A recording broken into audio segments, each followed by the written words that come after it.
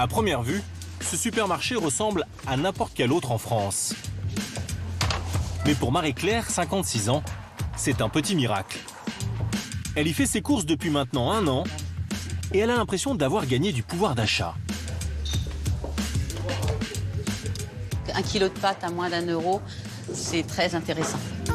Cette assistante de direction trouve également à des prix très abordables des produits de qualité, comme cette viande. Là, c'est du cœur de bœuf. Donc, le cœur de bœuf, on n'en trouve pas partout. Ou encore ces pommes, qui sont bio. Les pommes, je me souviens que quand je les achetais au marché, elles étaient à 4,50 € le kilo. Là, elles sont qu'à 3,37 €, donc ce qui fait quand même 25 € à peu près, un quart en moins au kilo. Les bananes. Au total, pour une semaine de fruits et légumes, Marie-Claire en a pour 11 €. Avant, c'était plus de 20 € selon elle. Grâce à ce magasin, cette mère célibataire qui gagne moins de 1 900 € net par mois a aujourd'hui une alimentation beaucoup plus variée. Les aliments, avant, c'était principalement du poulet. Maintenant, j'alterne entre le porc, le poulet, le bœuf. Toutes les viandes sont accessibles. Donc, c'est vrai que la viande de bœuf, j'ai été des années sans en acheter. Et bah, c'est vrai que c'est bon, donc on apprécie d'en manger. Au menu aujourd'hui, pas de bœuf, mais des aiguillettes de poulet fermier, marinées au thym et au citron. Et comme accompagnement, les fameuses pommes bio. C'est simple, mais bien plus goûtu que ce qu'elle cuisinait avant. La viande est nettement meilleure. Là, par exemple, pour le poulet, il a plus de consistance. J'ai pas rajouté de sel, de poivre et tout ça. Donc, même les pommes, tout est mangé nature. Une petite révolution dans son assiette, permise par ce magasin d'un nouveau genre. Il s'appelle La Louve et c'est un supermarché coopératif. Il prend le contre-pied des grandes surfaces classiques. Au rayon alimentation, 80% des produits sont bio. Pour les fruits et légumes, c'est 100%. La viande, elle, est achetée directement chez un éleveur pour s'assurer de sa qualité. Quant au fromage, ils ont été sélectionnés par un meilleur ouvrier de France. Mais c'est aussi un vrai supermarché où vous pouvez trouver des produits d'entretien, des cosmétiques, le tout dans un esprit écolo. Avec une promesse, être 20 à 30% moins cher. Ce supermarché coopératif est le premier à avoir ouvert ses portes en France, il y a un peu plus d'1 an. Alors comment une telle prouesse est-elle possible? Qui a inventé cette nouvelle formule? Et ce modèle révolutionnaire pourrait-il se généraliser?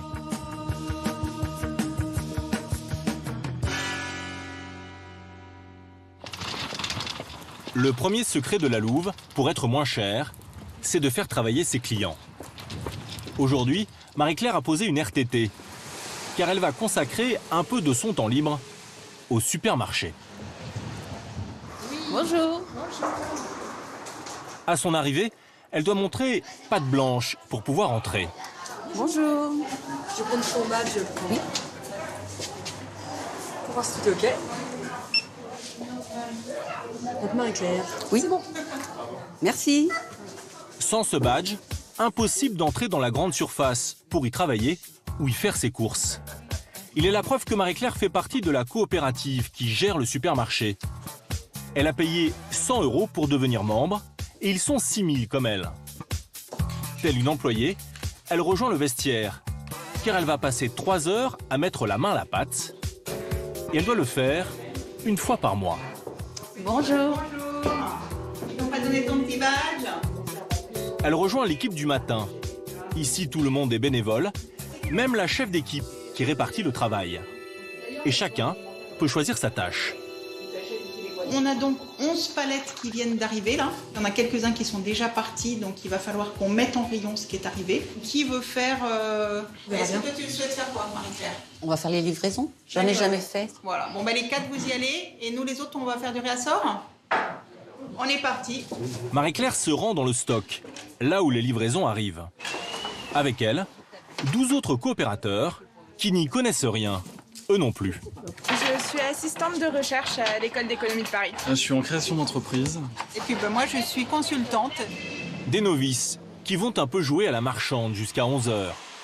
Leur mission, vider les 4 palettes qui sont arrivées à l'aube ce matin par camion et s'assurer qu'elles correspondent bien à la commande.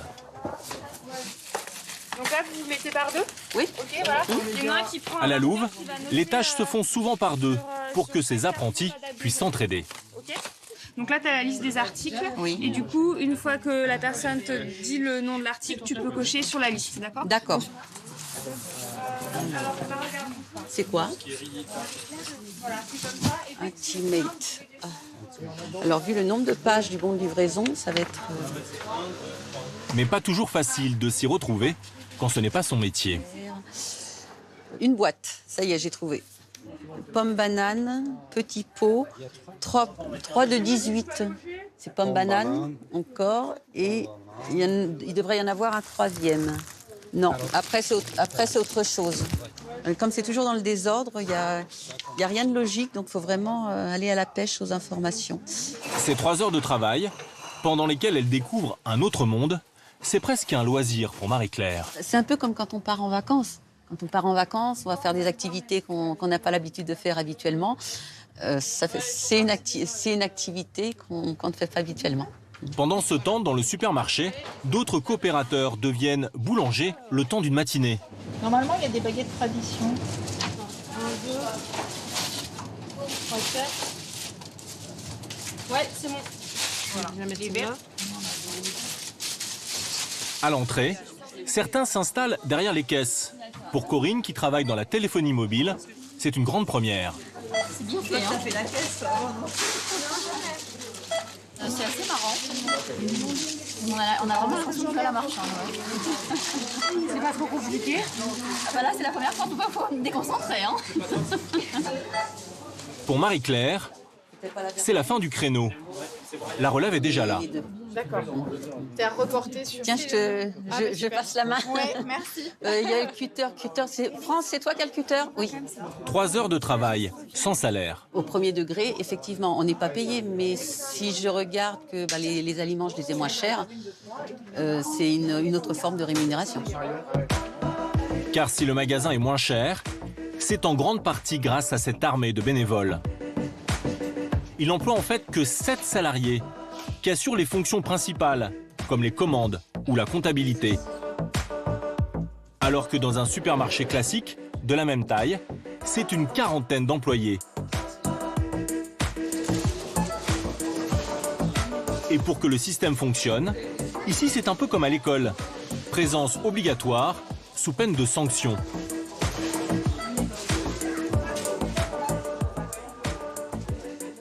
Je viens de finir jeudi. Je vois que mercredi n'a pas été saisi, donc je vérifiais si mercredi avait été fait. Je crois qu'on l'a fait hier. Ce sont des coopérateurs qui jouent les surveillants.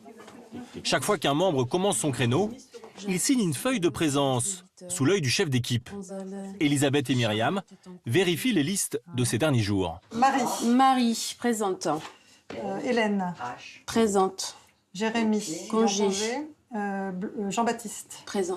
Alice, Présente. Sophie. Alors attends, parce que là, elle est absente. Elle m'avait demandé un congé pour l'interrogation. Elle devrait être en congé. Oui, mais jusqu'au combien? Jusqu'au 6 mars. Bah ouais, mais là, c'est le créneau du 7 mars. Donc absente.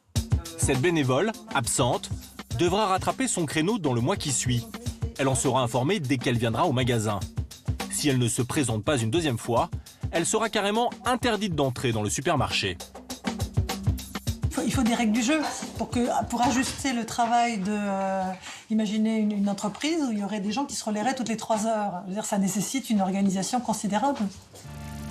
Pour baisser les prix, la Louve réduit donc le nombre de salariés. Mais elle s'appuie aussi sur d'autres économies. Pas de publicité, pas de catalogue de vente. Tout fonctionne par bouche à oreille. Et comme c'est une coopérative, le supermarché n'a pas d'actionnaire à rémunérer. Les bénéfices sont réinjectés. Un modèle alternatif mis en place par Tom et Brian, 2 Américains qui n'avaient rien à voir avec la grande distribution. Ils travaillaient dans le cinéma. J'ai des prix à changer sur les bières. Je te change tes étiquettes. Ils sont quelle bière? C'est ça. Oui, oui. Vas-y, merci. Lassés des hypermarchés qui proposent trop de produits industriels à leur goût, ils cherchent une alternative pendant des années. Et en novembre 2016, ils ouvrent la Louve grâce au premier versement des coopérateurs et à des emprunts bancaires, avec une ambition que le consommateur reprenne le contrôle de son alimentation pour ne plus laisser le champ libre aux multinationales. Le but est réellement de vendre de l'alimentation, rien d'autre. Et c'est pas d'utiliser l'alimentation pour faire des bénéfices pour des gens qui pourraient aussi avoir des actions dans des entreprises qui fabriquent des machines à laver ou n'importe quoi. Pour mettre au point leur supermarché, ils ont étudié un modèle né bien loin d'ici. À New York, dans le quartier de Brooklyn, la Park Slope Food Coop a ouvert ses portes en 1973. À l'époque, aux États-Unis, les coopératives fleurissent avec le mouvement hippie. Après avoir vivoté pendant plusieurs années, la Park Slope est l'une des rares à avoir survécu. Et c'est même un franc succès depuis le début des années 2000. Alors qu'il est à peine plus grand que la Louve, ce supermarché compte aujourd'hui 17 000 membres, 3 fois plus qu'à Paris. Merci beaucoup pour votre super boulot aujourd'hui. Allez maintenant, vous allez tous prendre 5 minutes pour vous présenter à tous les autres membres avec qui vous travaillez. On se fait une petite bise, un sourire, une poignée de main. Ça prendra pas plus de 5 minutes.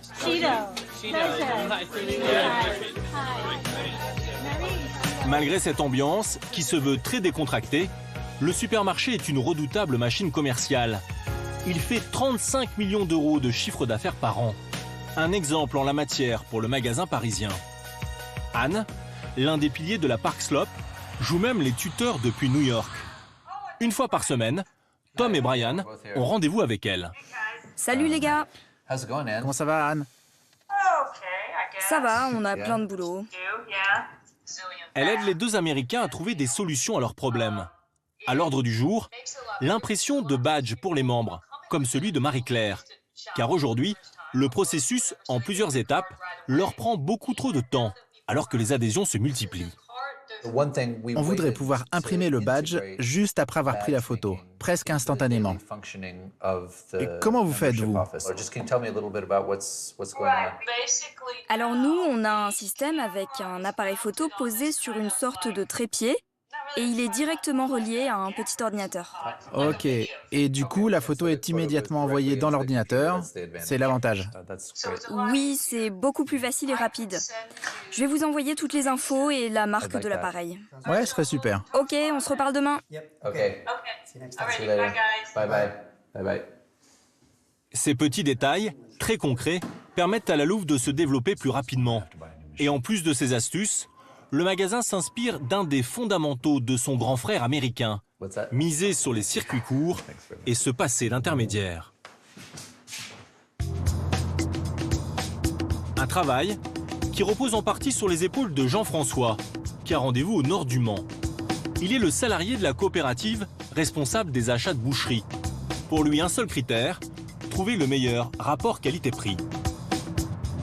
Le supermarché La Louve, il a pour objectif plutôt d'être un peu entre le supermarché et la boucherie, justement, d'avoir la qualité, si possible, d'une boucherie et d'avoir le prix d'un supermarché, si c'est possible.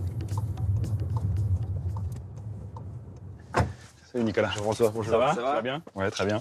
Pour la première fois, il vient visiter la ferme de Nicolas, l'unique fournisseur de bœuf de la Louve. Son objectif, s'assurer des bonnes conditions d'élevage des vaches. Ça, c'est des génisses, elles ont quel âge, justement? Parce qu'elles sont... 2 ans. D'accord, ah oui, d'accord. Je pensais qu'elles étaient plus jeunes, justement. Et vous coupez les cornes, quand même, dans le... Pas toutes. Non, pas toutes? Ouais, c'est vrai qu'elles sont très, très belles. Ce qui intéresse particulièrement Jean-François, c'est l'alimentation des bêtes. Ce n'est pas bio, mais une bonne partie est locale. Tu retrouves un mélange de produits issus d'exploitation. Ouais. Donc avec du maïs grain, de l'enrubanage, un petit peu de paille. Ouais, l'enrubanage, qu'est-ce que tu appelles l'enrubanage, du coup? Donc si tu veux, l'enrubanage, c'est de l'herbe qui est récoltée jeune, verte. L'éleveur ajoute un petit complément. C'est ça, en fait. Voilà, tous les petits granules qu'on trouve. Tu vas retrouver dedans la pulpe de betterave, tu vas retrouver le lin, la luzerne. Du lin, ouais, voilà. Ce petit plus leur permettra de produire de la viande riche en oméga 3, bon pour le système cardiovasculaire.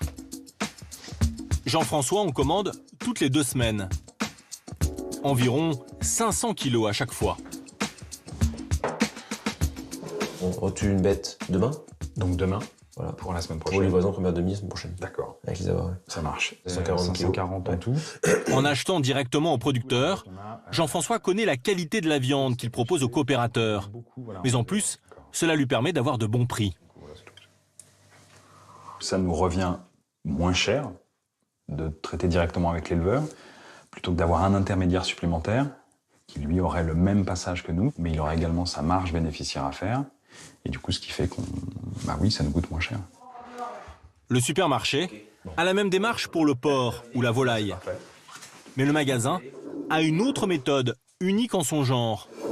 Les clients ont le droit de choisir des produits qu'ils trouveront en rayon. À Paris, c'est Mathieu, l'un des salariés, qui est chargé de répondre à leurs moindres désirs, voire caprices. Chaque membre peut inscrire dans ce classeur le produit qu'il veut. Alors, là, il y a quelqu'un qui a demandé des boîtes pour chat d'une certaine marque. Et là, elle a rajouté un commentaire.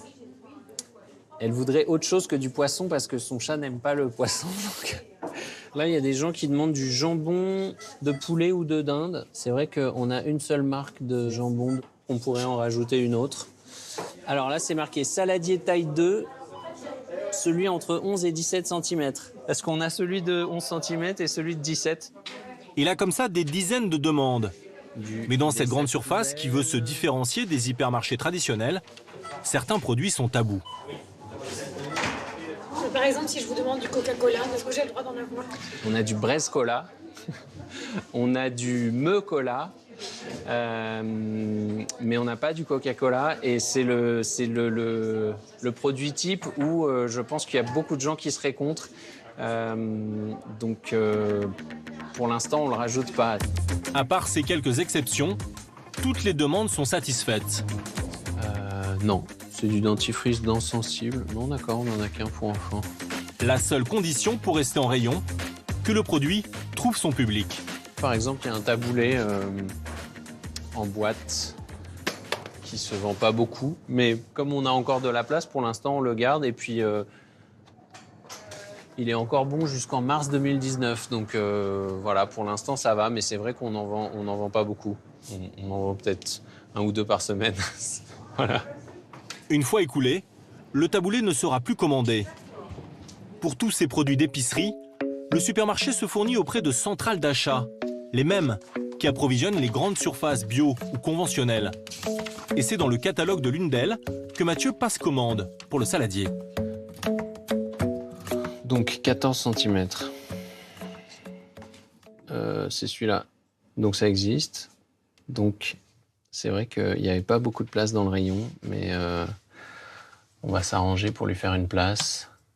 Alors, comment fixe-t-il son prix, qui doit être abordable ? Ah, c'est le Rampal de la Tour, oui, d'accord, ok, ça c'est autre chose. On l'achète à 1,58. Donc nous, on va rajouter la marge de 20% et on va rajouter la TVA qui est à 20% sur ce genre d'article. Et on va trouver un prix de 2,28 €. La règle est simple, il applique une marge fixe, plus 20% sur tous les produits. C'est moins que dans les supermarchés classiques, où elle est en moyenne de 30%. Ils peuvent se le permettre grâce à leur mode de fonctionnement, mais pas seulement. On n'est pas à tout prix en train d'essayer de faire de l'argent. C'est pas notre but premier. C'est important pour nous de faire de l'argent parce qu'on a besoin de fonctionner, on a besoin de payer le loyer, les salaires, l'électricité, etc. Si on veut pouvoir continuer à exister, il faut qu'on gagne de l'argent. Mais c'est pas le but premier. Malgré tout, ils n'en perdent pas. Ils sont à l'équilibre. Mais cette volonté de ne pas faire de profit leur permet-elle pour autant de tenir leurs promesses ? Être moins cher que la concurrence. Nous avons fait le test sur un panier de courses. Nous prenons 4 oranges bio à 1,58 € le kilo. 2 poireaux bio à 2,50 € le kilo.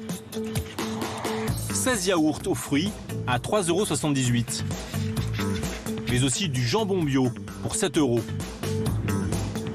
Un paquet de pâtes à 48 centimes. Une brique de lait à moins de 1 € et un déodorant à 3,77 €. Au total, 7 produits de base.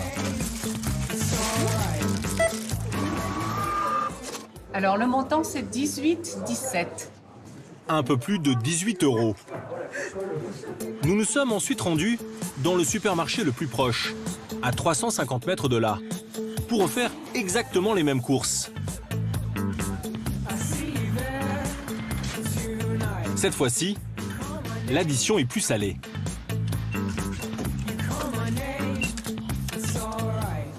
Je vais faire une carte s'il vous plaît. Plus de 22 €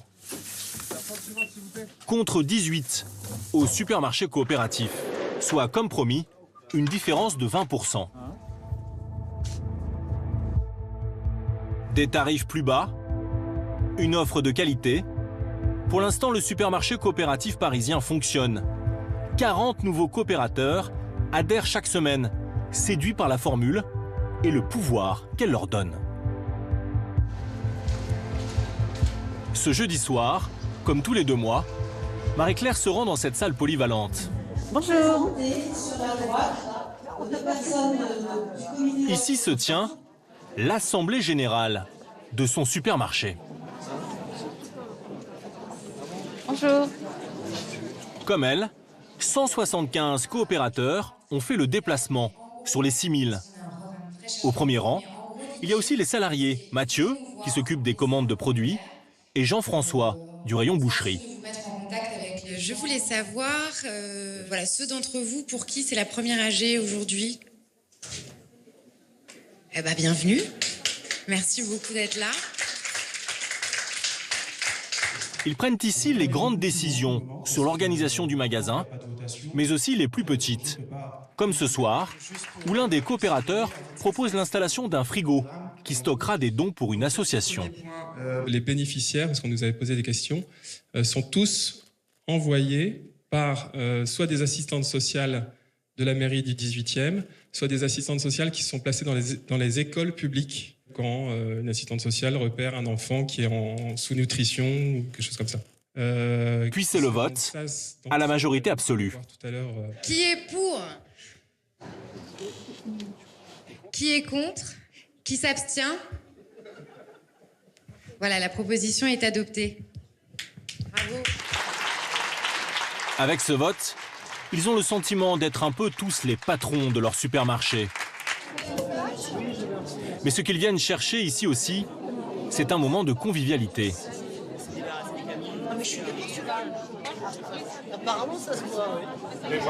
Dans les traces de ce supermarché coopératif parisien, une vingtaine d'autres magasins sont en projet partout en France. Ils devraient voir le jour dans les années qui viennent.